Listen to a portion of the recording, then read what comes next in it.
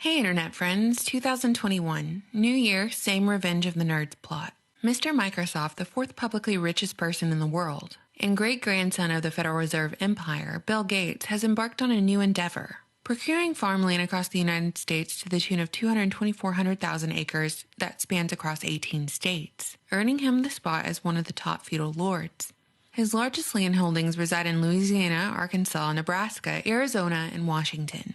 So Gates has gone from computer nerd to generous philanthropist making it rain vaccines down in Africa, the top doctor without a medical degree to #1 go-to guy and public health expert on all things coronavirus and lockdowns. And now he's playing a game of Monopoly with farmland. Gates has been dabbling in agriculture since the early 2000s under the banner of the Bill and Melinda Gates Foundation. As we've covered in previous videos, the Gates Foundation bought up tons of shares of the chemical-turned-agricultural company called Monsanto back in the early days of the Gates Foundation. Monsanto is best known for Agent Orange, Roundup, and other chemicals that have caused widespread death and suffering throughout the ages. But now, for some reason, because we live in the upside-down world, they have control over the world's food supply, and they genetically modify our crops with the stated purpose of producing higher yields, which means higher profit, more control, and substantially less small farmers, because they simply can't keep up with Monsanto's Frankencrop magic. According to the article I was reading about Farmer Gates, his land is, quote, held directly and through third-party entities by Cascade Investments, Gates' personal investment vehicle. In 2008, the Bill and Melinda Gates Foundation announced $306 million in grants to promote high-yield, sustainable agriculture among smallholder farmers in sub-Saharan Africa and Asia. The foundation has further invested in the development and proliferation of supercrops resistant to climate change and higher-yield dairy cows. Last year, the organization announced Gates Ag One, a nonprofit to advance those efforts, end quote. Over the last year, I've covered Bill Gates' involvement with the coronavirus and vaccine development, as well as his former statements advocating population control. We've discussed his extracurricular activities like creating his own breast milk formula, which I dubbed Bill Gates' titty milk, his endeavor to genetically modify millions and millions of mosquitoes and release them into the wild, and his financial interest in meat alternatives to fight climate change. He did all of this and didn't receive an ounce of criticism from mainstream media outlets because we also revealed that these media outlets had received funds from the Gates Foundation. And while Bill Gates makes a perfectly good supervillain, I've also demonstrated that he's just a frontman. Certainly not alone in his endeavors, but rather the face of what we've come to know as the Gates Empire. So we've got a guy who has a backdoor to every government computer through his software, a firm grip on the media coverage of his shenanigans, and a say in the health not only of this country, but of the world.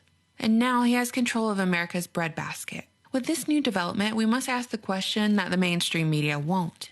What exactly is the Gates Foundation using their farmland for? We can make a few guesses based on the data we've already collected about Bill Gates. Guess number 1. Given that Bill Gates is so heavily invested in meat alternatives, perhaps he aims to drastically raise the cost of natural beef so he can push the soy alternative, pushing lab-grown burgers to the forefront as the most affordable option for everyone. But like this tweet said, if you're planning to block out the sun, you don't buy that farmland to grow food. As of 3 weeks ago, Bill Gates is still on board and funding the effort to block out the sun by, quote, using a balloon to send reflective particles into the atmosphere with the hope that these would block direct sunlight to the Earth and lower the effects of global warming, end quote. Guess number 2, neo-feudalism. In addition to extensive land ownership being a lucrative decision for his relationship with Monsanto, buying farmland at this rate makes it difficult for farmers or homesteaders who are just beginning their lives and businesses to get a start. Instead, they'll have to farm on rented land from Bill Gates. This is nothing new. This is a business model we've seen throughout history. Guess number 3.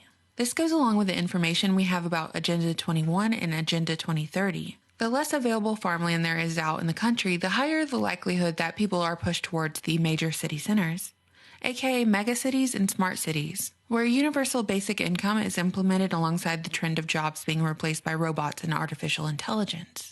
This mix creates a scenario in which the human cattle are completely dependent on the government for money and food. And since all the folks are in one place in these smart cities, they're easily monitored too. The technocrats of the Great Reset we keep hearing about tell us that in the future there is no private property. You'll own nothing and you'll be happy. Except the controllers, of course. They'll own everything, just like Farmer Bill. Guess number 4, the inoculation angle. Did you know that plants can be used as biofactories for producing antigens and vaccines on a large scale? Essentially, you can use plants to vaccinate the population. The idea is instead of getting a shot, which is an intentional decision to get inoculated, instead you could just eat a tomato or a piece of fruit and be vaccinated, directly getting that immunity in the form of edible vaccines. You really wouldn't even know it if you were immunized, because there's no prick of the needle.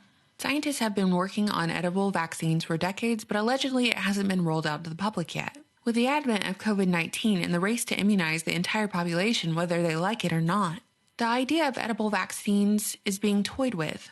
And the theory here is, given Bill Gates' philanthropic and financial interest in vaccinating the population, this land may be used to produce and harvest edible vaccines. Problem, reaction, solution. While Bill Gates' reasons for buying up this farmland have not been disclosed yet, should a man who advocates for population control while vaccinating brown and black children across Asia and Africa, a seemingly sole individual in the public eye who advocates population control so fiercely, should he have control over such a huge share of farmland? It's the same way these tech companies have monopolized the online sphere and therefore the control and flow of information. That's what it appears Bill, our new plantation owner, is doing with America's breadbasket. What do you think, Internet friends? You know I always look forward to your comments. Thank you so much for supporting my work on Patreon, watching, and subscribing to my channel, as well as following me on my other social medias which are listed below.